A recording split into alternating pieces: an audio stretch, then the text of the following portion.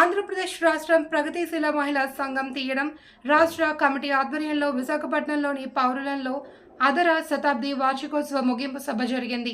ఈ సభ ప్రారంభానికి ముందు పరుగు గ్రంథాలయం ప్రాంగణం వెలుపల సంఘ రాష్ట్ర అధ్యక్షుడు గంగాభవాని ఆవిష్కరించారు. ఈ సందర్భంగా ఎదుగుతున్నదమ్మ అనే విషయాన్ని ఆలపించారు. 50 సంవత్సరాల కాలంలో అనేక మంది మహిళలు తమ ప్రాణాలను క్రమప్రాయంగా ఉద్యమ నిర్మాణ క్రమంలో అర్పించారని ఆ అమరవీరులకు నివాళితో కార్యక్రమం ప్రారంభించారు. రాష్ట్ర అధ్యక్షులు గంగాభవాని తన అధ్యక్షతోపాస్యంగా భాగంగా మాట్లాడుతూ POW ఆవిర్భావం గురించి వివరించారు.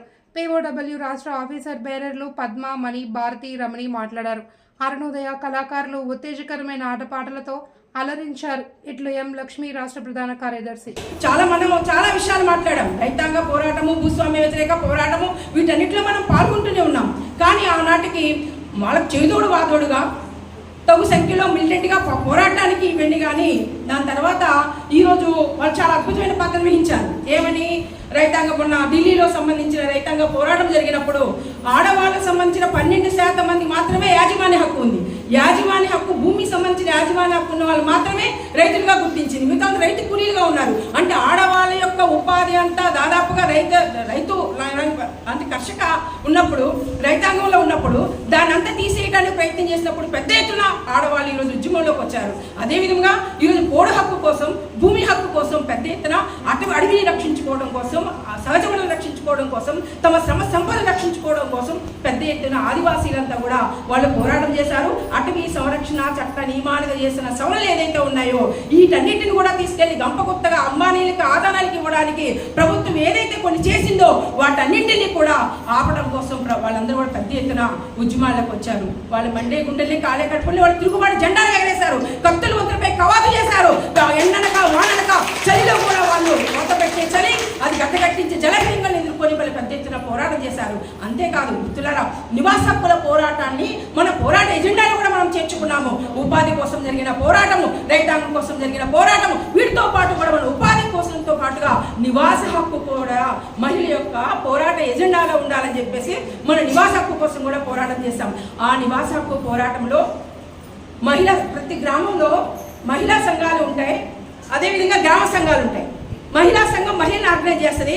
గ్రామ సంఘం ఆ గ్రామం యొక్క అభివృద్ధి ఎలా ఉండాలో, గ్రామం ఎట్లా ఉండాలో, గ్రామంలో ఉన్న పొందికేంటో, ఆ గ్రామ నిర్మాణం ఏమిటో, ఆ గ్రామం నిర్వహించే రాజకీయాలు ఏంటో ఇవన్నీ నిర్దేశించేది అక్కడున్న పురుషులే ఉంటారు. కానీ మనము అగ్ర కులాలకు సంబంధించిన వాళ్ళందరూ కూడా, ఈరోజు అధికారంలో ఉన్న వాళ్ళందరూ కూడా ఎవరైతే ఈరోజు నిమ్న కులాలకి, తక్కువ కులాల వాళ్ళకి భూమి హక్కు నిరాకరించారో వాళ్ళంతా ఈరోజు మహిళల యొక్క భూమి హక్కు నిరాకరించిన వాళ్ళే, నివాస హక్కు నిరాకరించిన వాళ్ళే. వాళ్ళందరికీ సంబంధించిన దాంట్లో తప్పనిసరిగా మనము ఈ హక్కు సంబంధించిన దాంట్లో అక్కడ నాయకత్వం దగ్గరికి వచ్చేసరికి మనకి గ్రామ నాయకత్వం పురుషులు, మహిళా నాయకత్వం స్త్రీలు కాదు, గ్రామ నాయకత్వం అంతా మహిళే మనకి. కాబట్టి ఆ విధంగా పోరాటంలో మన విశాఖ చరిత్రలో కాదు, ఈ ఏరియా ఉత్తరాంధ్ర చరిత్రలో దాదాపు 2000 మంది పైన FIR నమోదు చేసిన అద్భుతమైన పోరాటము నివాస హక్కుల పోరాటము. ఆ నివాస హక్కుల పోరాటంలో 94 మంది పైగా మహిళలు చిన్నపిల్లలు వదిలిపెట్టి అనేక సార్లు జైలు, ఒకసారి కాదు జైలు, అనేక మార్లు జైలుకి వెళ్ళారు. అదే కాదు, కార్మికులు ఈరోజు పరిస్థితి ఎట్లా ఉంది? కార్మికులంతా ఉద్యోగాలు పోయినాయి. కార్మికులందరూ కూడా రోడ్ల మీద నెట్టబడుతున్నారు. అదేవిధంగా రైతులు ఆత్మహత్య చేసుకుంటున్నారు. మొత్తం ఆడవాళ్ళు చంపబడుతున్నారు. దళితులంతా నరకబడుతున్నారు. ఇవే కాదు, మైనారిటీలు తరమబడుతున్నారు. ఇలాంటి పరిస్థితుల్లో ప్రభుత్వం ఏం చెప్తుంది? ఒక్క నిమిషం. అమృత భారత లేదు, ఉద్యోగ భారత లేదు, ఏ భారత లేదు. అదేవిధంగా ఫస్ట్ ఏం పిలుస్తుంది? రండి అంటుంది. బడి పిలుస్తుంది అంటే అక్కడ బడి లేదు. ఊరు రమ్మంటుంది అంటే అక్కడ ఊరు లేదు. మేక్ ఇన్ ఇండియా అంటుంది, అక్కడ పరిశ్రమలు లేవు. అదేవిధంగా బేటీ బచావో అంటుంది. మనం చూస్తాం బ్రిజ్భూషణ్ చరణ్ సింగ్ కానీ ఇలాంటి మల్లయ్య యోధులకు సంబంధించిన దాంట్లో వాళ్ళు ఎంత పోరాడారు అని. అది బేటీ పడావో అంటుంది. ఈరోజు ప్రాథమిక విద్య దగ్గర నుంచి ఉన్నత స్థాయి విద్య వరకు కూడా ఎక్కడ ఫ్యాకల్టీని లేదు, ఉపాధ్యాయులకు సంబంధించి ఎవరిని కూడా రిక్రూట్మెంట్ లేవు, విద్యార్థులందరికీ చదువు లేదు, ఈరోజు ఉద్యోగాలు లేవు.